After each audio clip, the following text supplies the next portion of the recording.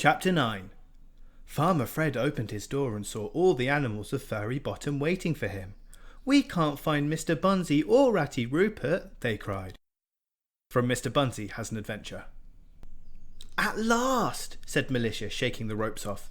"Somehow I thought rats would gnaw quicker." "They used a knife," said Keith. "And you could say thank you, couldn't you?" Yes, tell them I'm very grateful," said Militia, pushing herself upright. "Tell them yourself."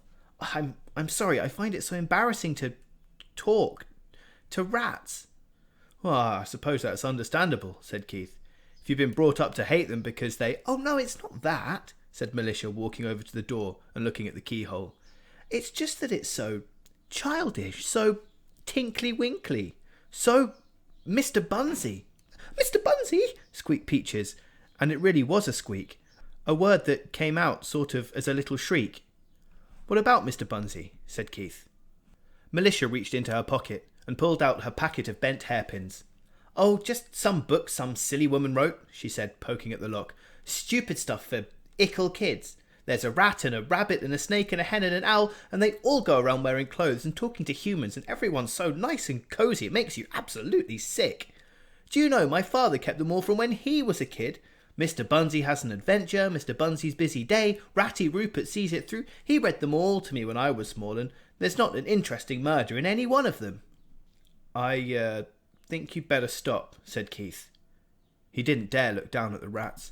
"There's no subtext, no social commentary," Militia went on, still fiddling. "The most interesting thing that happens at all is when Doris the duck loses a shoe. A duck losing a shoe, right? And it turns up under the bed after they spent the entire story looking for it. Do you call that narrative tension? Because I don't. If people are going to make up stupid stories about animals pretending to be human, at least there could be a bit of interesting violence." "Oh boy," said Maurice from behind the grating. This time, Keith did look down. Peaches and Dangerous Beans had gone. "You know, I never had the heart to tell them that," he said, not to anyone in particular. "They thought it was all true." "In the land of Furry Bottom, possibly," said Militia, and stood up as the lock gave a final click. "But not here. Can you imagine somebody actually invented that name and didn't laugh? Let's go." "You upset them," said Keith. "Look, shall we get out of here before the rat catchers come back?" said Militia. The thing about this girl, Maurice thought, was that she was no good at all at listening to the way people spoke. She wasn't much good at listening if it came to that. "No," said Keith. "No what?" "No, I'm not coming with you," said Keith. "There's something bad going on here, much worse than stupid men stealing food." Maurice watched them argue again. Humans, eh? Think they're lords of creation. Not like us cats. We know we are. Ever see a cat feed a human? Case proven. "How the humans shout," hissed a tiny voice in his head. Is that my conscience? Maurice thought. His own thoughts said, "What, me? No. But I do feel a lot better now you told them about additives."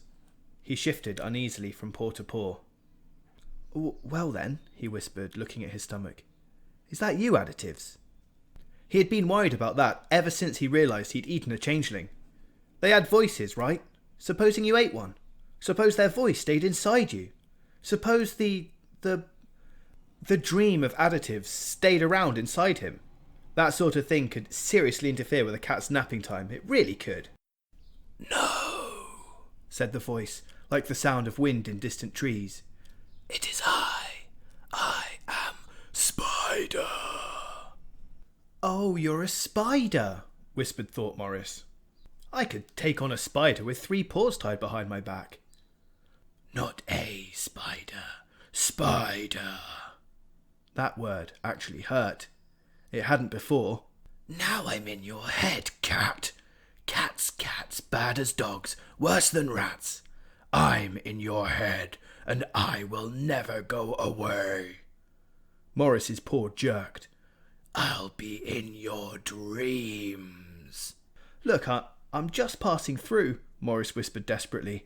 "I'm not looking for trouble. I'm unreliable. I'm a cat.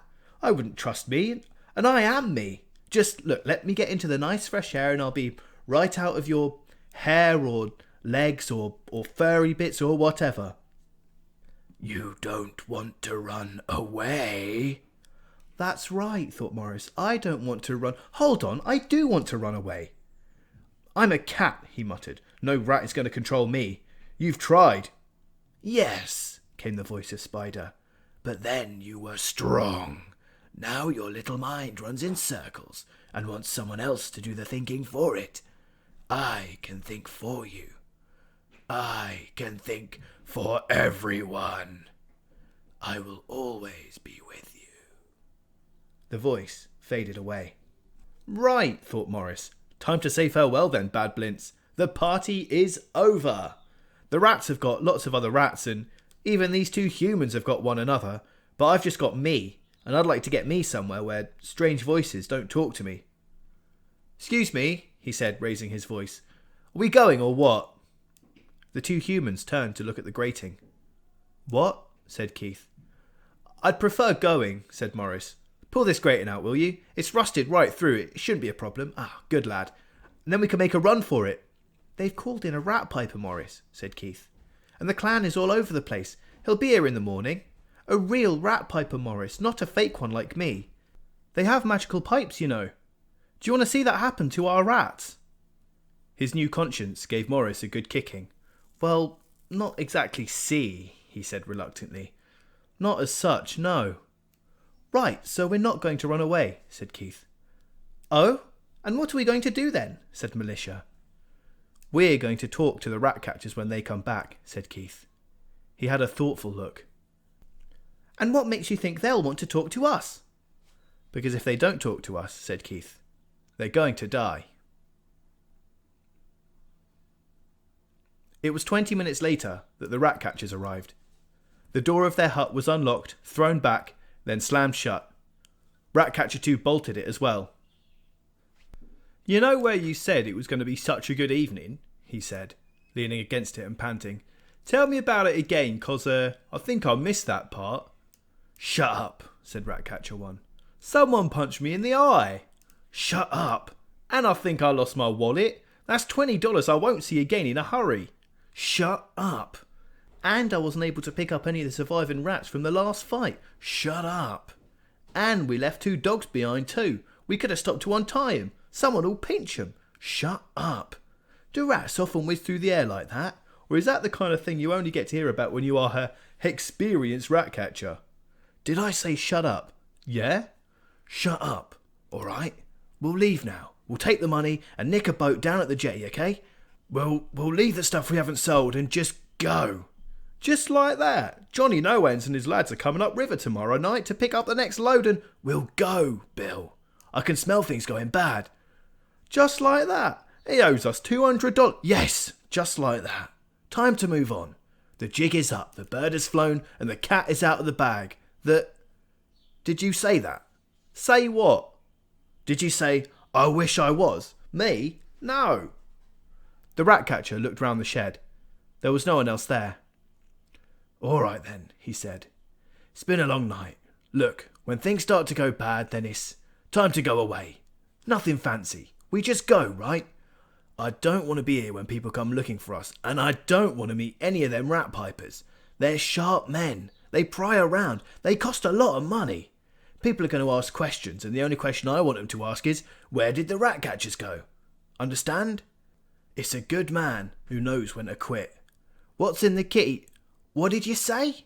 What, me? Nothing. Cup of tea? You always feel better after a cup of tea. Didn't you say kitty yourself? Ratcatcher 1 demanded. I just asked if you wanted a cup of tea. Honest. Are you all right? Ratcatcher 1 stared at his friend, as if trying to see a lie in his face. Then he said, Yeah, I'm fine. 3 sugars then. That's right, said Ratcatcher 2, spooning it in. Keep up the blood sugar. You have to look after yourself.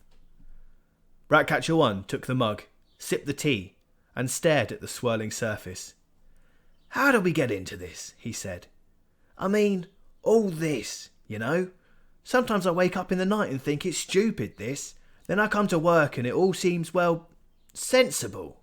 I mean, stealing stuff and blaming it on the rats, yes, and breeding big tough rats for the rat pits and bringing back the ones that survive so we can breed even bigger rats, yes, but I don't know. I didn't used to be the kind of bloke that ties up kids. We've made a big wad of cash, though. Yeah, Ratcatcher 1 swirled the tea in his mug and took another drink. There is that, I suppose. Is this new tea? No, it's just Lord Green like normal. It tastes a bit different. Ratcatcher 1 drained the mug and put it on the bench. Okay, let's get the... That's about enough, said a voice overhead. Now, stand still and listen to me. If you run away, you'll die. If you talk too much, you'll die. If you wait too long, you'll die. If you think you're smart, you'll die. Any questions? A few wisps of dust drifted down from the rafters. The ratcatchers looked up and saw a cat face peering down. Oh, it's that kid's damn mug, said Ratcatcher 1. I told you it was looking at me in a funny way. If I was you, I wouldn't look at me, said Maurice conversationally. I'd look at the rat poison. Ratcatcher 2 turned to look at the table. Here, who stole some of the poison? He said. Oh, said Ratcatcher 1, who was a much faster thinker. Steal it? Said the cat on high. We don't steal. That's thieving. We just put it somewhere else. Oh, said Ratcatcher 1, sitting down suddenly. That's dangerous stuff, said Ratcatcher 2, looking for something to throw. You had no business touching it. You tell me where it is right now. There was a thump as the trapdoor in the floor slammed back. Keith stuck his head up and then came up the ladder while the ratcatchers watched in amazement. He was holding a crumpled bag. Oh dear, said Ratcatcher 1. What have you done with the poison? Ratcatcher 2 demanded. Well, said Keith, now that you mention it, I think I put most of it in the sugar.